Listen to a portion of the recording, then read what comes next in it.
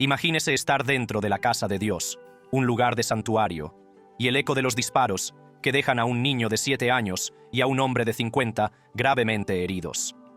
Esa fue la triste realidad del pastor Joel Osteen y los miembros de su iglesia. Lo más impactante son los acontecimientos emocionales que llevaron al tirador a apuntar a la iglesia Lakewood de Joel Osteen. Tiroteo en la iglesia de Lakewood. El pastor Joel Osteen ha enfrentado numerosas pruebas y tribulaciones desde que se hizo cargo de la iglesia de Lakewood de su padre en 1999. Sin embargo, uno de los mayores errores que ha cometido es no haber ayudado a quienes acudieron a él en su momento de necesidad. El 11 de febrero de 2024, una mujer con problemas entró en la iglesia Lakewood de Joel Osteen durante uno de sus servicios y abrió fuego. «Mantén la calma, solo necesito ayuda», dijo, y luego empezó a disparar.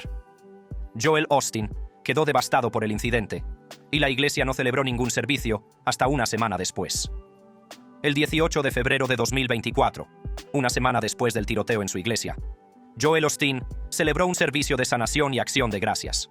Durante el servicio de sanación, Joel Osteen se sintió abrumado por las emociones. Fue un momento solemne para todos los miembros de la congregación, ya que un hombre había recibido un disparo y el hijo de 7 años del tirador había recibido un disparo en la cabeza. El niño se encontraba en estado crítico y luchaba por su vida.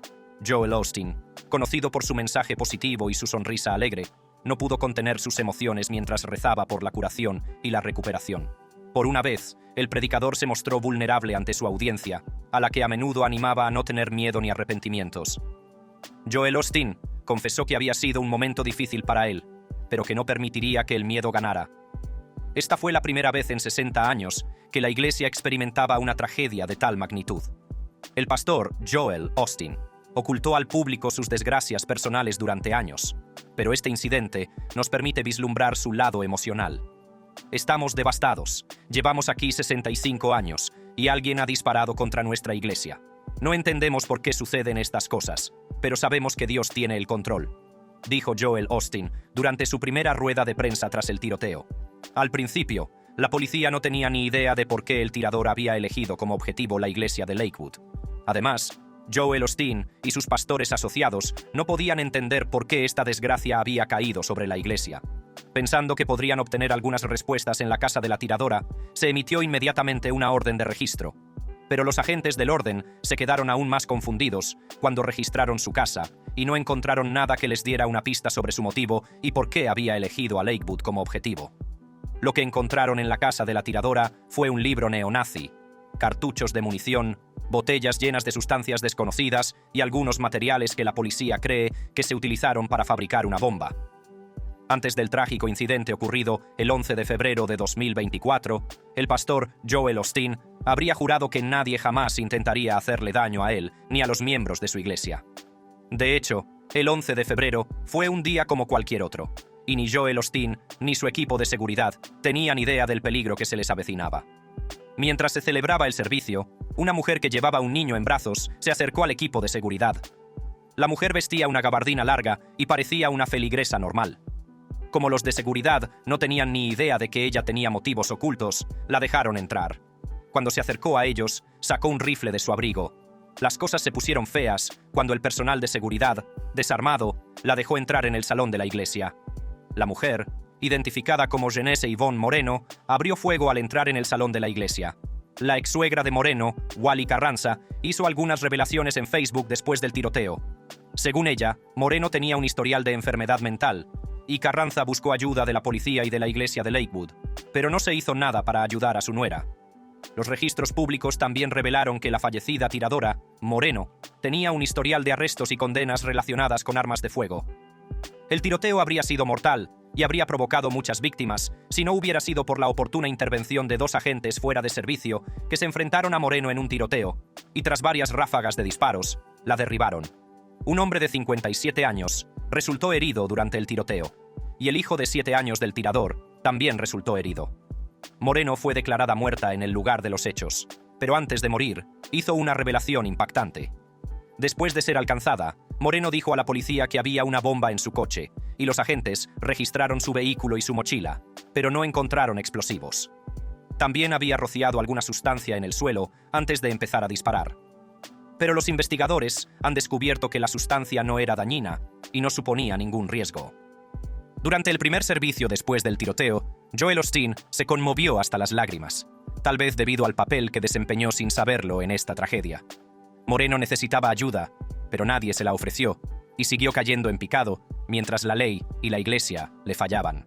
Tuvo una vida problemática y a menudo se metía en problemas con sus suegros, con la ley, y sus vecinos no la querían cerca. Moreno y su suegra, Wally Carranza, no se llevaban bien, y después de que su matrimonio con el hijo de Carranza fracasara, presentaron una serie de peticiones contra ella en los tribunales. Wally Carranza y su hijo alegaron que Moreno no era una buena madre y que no se le debería permitir tener la custodia de su hijo. Carranza mencionó los problemas de salud mental de Moreno y su negligencia como madre. Afirmó que su nieto sacó una pistola de la bolsa de pañales cuando solo tenía 3 años. Carranza intentó que la policía impidiera que Moreno tuviera un arma, pero no se hizo nada al respecto. Insistió en que Moreno escondió a su nieto para que su padre no tuviera la custodia. En una de sus peticiones al tribunal, Wally Carranza afirmó que su nieto nació prematuramente porque Moreno consumía drogas mientras estaba embarazada de él. Carranza dijo que estuvo al lado de su nieto cuando estaba en la unidad neonatal, porque su madre, Moreno, se negaba a darle los cuidados adecuados que necesitaba. Según ella, Moreno no alimentaba a su hijo ni le enseñaba a ir al baño a medida que crecía. También dijo que Moreno se negaba a llevar a su hijo a las citas con el médico. Sin embargo, las publicaciones de Moreno en las redes sociales contaban una historia diferente sobre su relación con su hijo. Hablaba del amor de su hijo por ir al parque y de cómo pasaban tiempo juntos. Moreno también publicó en las redes sociales que había llevado a su hijo al Museo de Arte cuando era un bebé y que esa experiencia le había ayudado a aficionarse al arte cuando era pequeño. Moreno asistió a la iglesia de Lakewood ocasionalmente durante algunos años hasta 2022, cuando su salud mental empeoró. Una publicación en las redes sociales que Moreno hizo en 2020 mostraba que había hecho una donación a la iglesia de Lakewood de Joel Osteen. La publicación era una captura de pantalla de una carta de la iglesia agradeciendo a Moreno su donación. Además, su suegra, Wally Carranza, escribió en su muro de Facebook que Moreno estaba tomando medicación para la esquizofrenia y que era una mujer cariñosa cuando tomaba la medicación. La enfermedad mental de Moreno empeoró cuando dejó de tomar los medicamentos. Carranza afirmó que, preocupada por su nuera, solicitó protección de emergencia a las fuerzas del orden, pero no impidieron que Moreno tuviera un arma. En 2016, Moreno fue puesta bajo detención de emergencia por sus problemas de salud mental, pero eso fue lo más que recibió del gobierno. Carranza dijo que hubo señales de alerta durante 6 años que le causaron gran preocupación, pero nadie la escuchó, ni siquiera la iglesia de Lakewood. En 2020 y 2021, Carranza pensó que la iglesia de Lakewood podría ayudar a Moreno, ya que ella y su madre asistían a la iglesia. Envió correos electrónicos a la iglesia a través de su abogado, pidiendo ayuda en nombre de Moreno. Un portavoz de Lakewood, Donald Iloff Jr., confirmó que Moreno asistió a la iglesia unas cuantas veces, pero afirmó que la iglesia nunca recibió ningún correo electrónico de Carranza o de su abogado. El portavoz de la iglesia dijo que cuando alguien pedía ayuda, la iglesia le ofrecía asesoramiento espiritual y bíblico. Si nos hubiéramos acercado y Moreno hubiera aceptado el asesoramiento, definitivamente habríamos estado más que felices de proporcionárselo, dijo Donald Iloff. Quizás si Joel Osteen y la iglesia de Lakewood le hubieran ofrecido a Moreno algo de ayuda antes de la crisis final que sufrió, las cosas no habrían salido como salieron. A lo largo de los años, el capataz de la iglesia de Lakewood, Joel Osteen, se asoció con diferentes organizaciones benéficas para patrocinar a personas necesitadas y ofrecer ayuda a las comunidades. Pero en los últimos años, las buenas acciones del pastor Joel Osteen se han visto ensombrecidas por un incidente. Joel Osteen será recordado para siempre como el predicador que cerró las puertas de su iglesia a las víctimas del huracán Harvey. Sin embargo, esta experiencia le enseñó una lección inolvidable.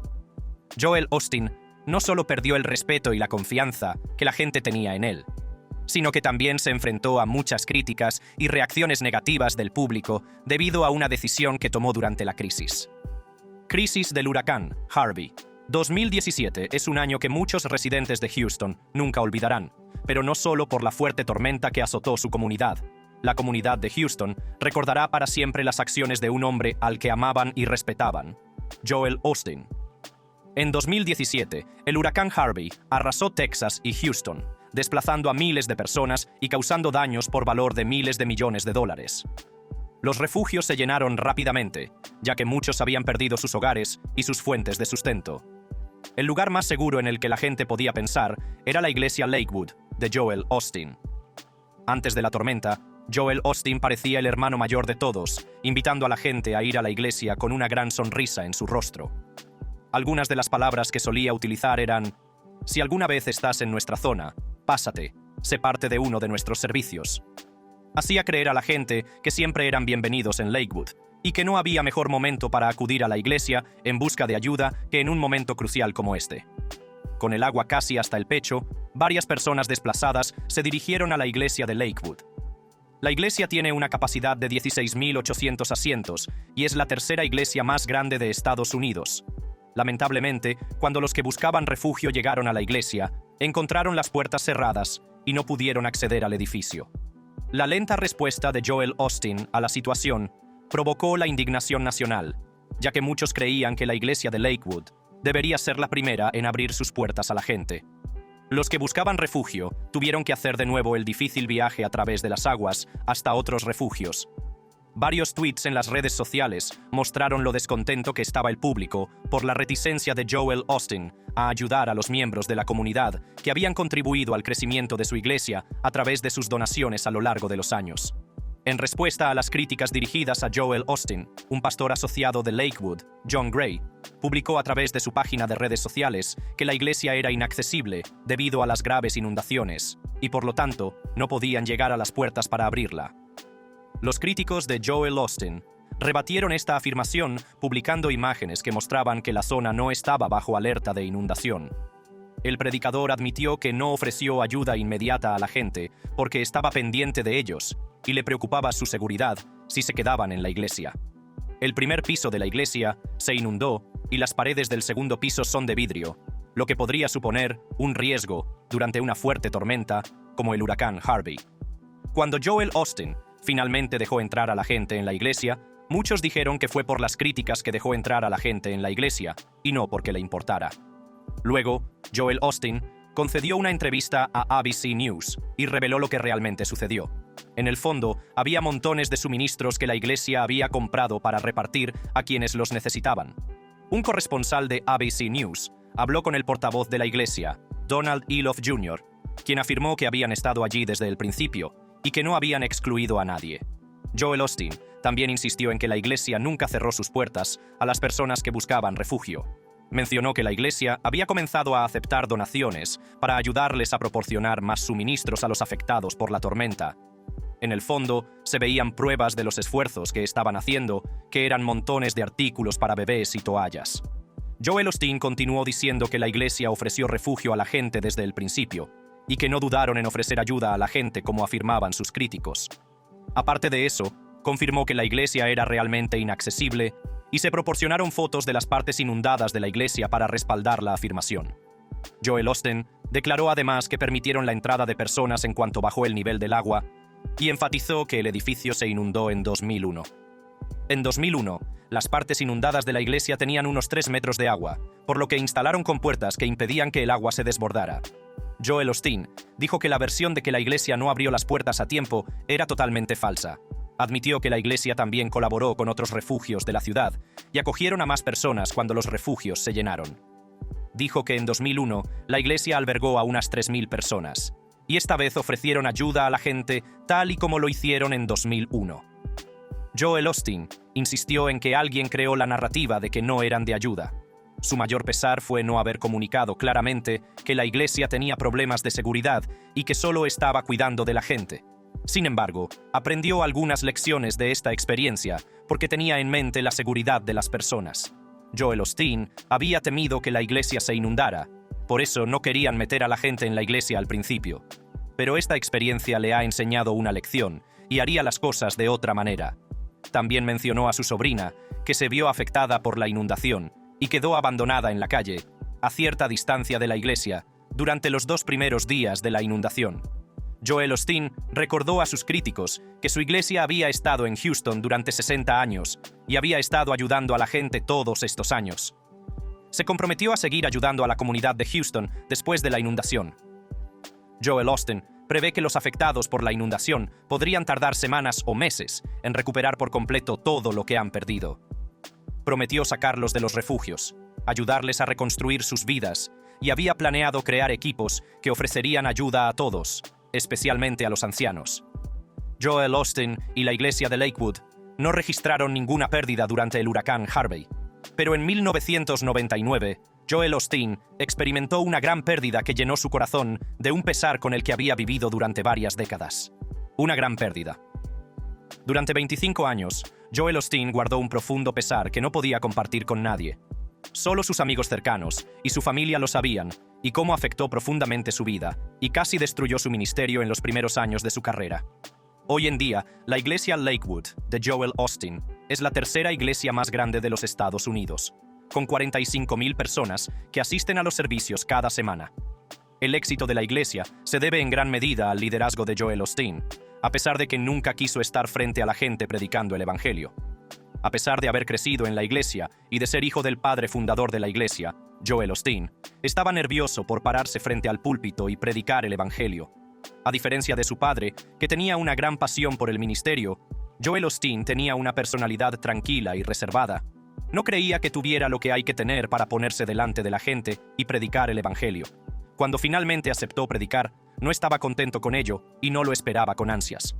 Joel Osteen solo aceptó dar su primer sermón porque quería que su padre estuviera orgulloso de él.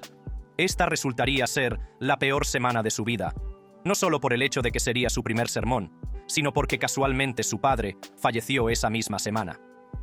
Victoria Osteen, por otro lado, sentía pasión por el ministerio. Joel Osteen la conoció en la joyería de su familia y más tarde se casaron. Joel y Victoria solían ir de viaje misionero con el padre de Victoria, y fue durante estos viajes cuando creció su pasión por el ministerio. Pero fue Joel Osteen quien ayudó a hacer crecer la iglesia. En aquel momento, Joel Osteen era un adolescente cuando aconsejó a su padre que emitiera los servicios de la iglesia por televisión. Esta idea ayudó a la iglesia a llegar a una audiencia global. Durante 17 años, John Osteen predicó desde el púlpito mientras su hijo, Joel, trabajaba entre bastidores en el departamento de televisión. De vez en cuando, se le pedía a Joel Osteen que hiciera anuncios en la iglesia, pero cada vez estaba tan nervioso que se aferraba al púlpito por miedo a que se le doblaran las rodillas.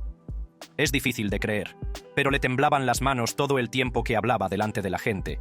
A pesar de la ansiedad y el miedo de Joel Osteen, su padre no se echó atrás. El padre de Joel estaba ansioso por ver a su hijo seguir sus pasos. Joel Osteen rechazó las numerosas peticiones de su padre de predicar el sermón en la iglesia, y esto resultaría ser uno de sus mayores arrepentimientos. En enero de 1999, el padre de Joel Osteen le pidió una vez más que predicara su primer sermón, y él accedió de mala gana. No podía explicar por qué accedió a hacerlo, aunque era lo último que quería hacer. Esa semana, Joel Osteen estaba destrozado mientras se preparaba para dar su primer sermón. Mientras trabajaba en su sermón, sucedió algo inesperado. La salud de su padre empeoró y lo llevaron de urgencia al hospital. John Osteen había estado en diálisis durante 3 meses y parecía estar bien hasta ese fin de semana en que se puso muy enfermo y tuvo que quedarse en el hospital. Joel Osteen no sabía que su padre nunca le vería predicar. Su padre escuchó su primer sermón por teléfono. Luego, Joel Osteen visitó a su padre en el hospital y las enfermeras le dijeron lo orgulloso que estaba su padre de él. Lamentablemente, el padre de Joel sufrió un ataque al corazón y falleció unos días después del primer sermón de su hijo. Joel Osteen pronunció su primer sermón a la edad de 35 años, a pesar de que su padre le había pedido que lo hiciera durante años. Sin embargo, cuando finalmente reunió el valor para predicar un sermón, lo había hecho el último domingo de la vida de su padre. No solo tuvo que lidiar con la conmoción de perder a su padre, sino que Joel Osteen deseó haber escuchado a su padre todos esos años en los que le suplicó que predicara. Después de la muerte de su padre, Joel Osteen sintió que estaba siendo arrastrado hacia atrás y sintió que la presión y la tensión se acumulaban dentro de él. Al principio, parecía que sus mejores días habían quedado atrás, ya que ahora no tenía más remedio que ser predicador. Joel Osteen admitió que se metió en el ministerio más rápido que la mayoría de los pastores y líderes cristianos porque no pasó por un proceso de formación formal. Pero había experimentado un cambio después de la muerte de su padre y sintió que era hora de ponerse en el lugar de su viejo. Joel Osteen volvió a enfrentarse a las dudas y al miedo debido a su falta de formación y experiencia en el seminario. En 1999, Joel Osteen se convirtió en el pastor principal de la iglesia de Lakewood, a pesar de su falta de formación en el seminario. pero sentía que su padre lo había ordenado, y eso era lo único que importaba. Poco después, cometió el mayor error de su carrera y ha seguido lidiando con las consecuencias durante más de 2 décadas. En los primeros meses después de que Joel Osteen asumiera el cargo de pastor principal de la iglesia, trató de emular el estilo de enseñanza de su padre. Había visto a su padre predicar toda su vida y sentía que ese era el camino que debía seguir. Pero no le parecía correcto ni le ayudaba a calmar sus nervios. El estilo de predicación de John Osteen era feroz, mientras que el de su hijo era relajado. Joel Osteen decidió cambiar su enfoque, ya que era mejor motivando a la gente y hablando de la vida. Luego, su siguiente acción fue superar su nerviosismo fingiendo que su público eran sus compañeros de baloncesto. Este método funcionó porque Joel Osteen hizo crecer la pequeña iglesia de su padre hasta convertirla en una mega iglesia con 45.000 personas asistiendo cada semana. A pesar de su éxito, Joel Osteen se enfrentó a un desafío mayor. La gente empezó a cuestionar su forma de predicar y lo acusaron de predicar el evangelio de la prosperidad en lugar de predicar sobre el pecado y la salvación. Me clasifican en el evangelio de la prosperidad y nunca creo que sea justo, pero es lo que hay, dijo Osteen durante una entrevista. También dijo: escribí un libro y vendí millones de copias, y Victoria y yo pudimos ayudar a más gente de la que jamás soñamos. Pero cuando escucho el término evangelio de la prosperidad, creo que la gente a veces piensa, bueno, solo está pidiendo dinero. La mayoría de la gente cree que un pastor con una audiencia masiva que asiste a sus servicios, como Joel Osteen, debe cumplir ciertos criterios. El primero de la lista es haber recibido formación en una institución teológica. Desafortunadamente, Joel Osteen nunca fue a una escuela de teología y esto hace que la gente dude de que sea realmente un seguidor de Cristo. Como no tenía una formación académica, otros líderes cristianos también han cuestionado su capacidad para escuchar a Dios. Joel Osteen solo asistió a la Universidad Oral Roberts durante un año antes de dejarla para trabajar con su padre. Aunque la iglesia de Lakewood se ha convertido en una mega iglesia, Joel Osteen no está contento con su incapacidad para tener una conexión más profunda con su audiencia. Antes de que él tomara el mando de los asuntos de Lakewood, el pequeño número de la iglesia permitía a los líderes conectar con los miembros a nivel personal. Se podía visitar a los miembros enfermos en sus casas y rezar por ellos. Pero es imposible tener una relación personal con más de 40.000 miembros. Mucha gente ha llegado a amar al pastor Joel Osteen y su estilo de predicación. La gente acude en gran número a cada servicio, pero el vínculo especial que existía entre la iglesia y sus miembros ha desaparecido. Es algo que siempre supone un reto en una iglesia grande. Creo que una forma de crear esa conexión es desde el púlpito. Es decir, cuando hablo ahí arriba, incluso en este gran estadio, intento hablar como si estuviera hablando con una sola persona. Aunque su vida no es tan fácil como refleja su encantadora sonrisa, el pastor Joel Osteen cree que sus luchas no son diferentes a las de cualquier otra persona. La gente se ha puesto en su contra, y él ha tenido que hacer frente a presiones económicas durante décadas, ya que siempre hay una necesidad económica en la iglesia. A pesar de sus pesares, el pastor Joel Osteen ha decidido tener un corazón agradecido. Intento fijarme en todas las cosas maravillosas que Dios ha hecho y no centrarme en lo negativo, dijo. Si te ha gustado este video y te gustaría ver más videos emocionantes como este, entonces sigue adelante y haz clic en cualquiera de las tarjetas en tu pantalla.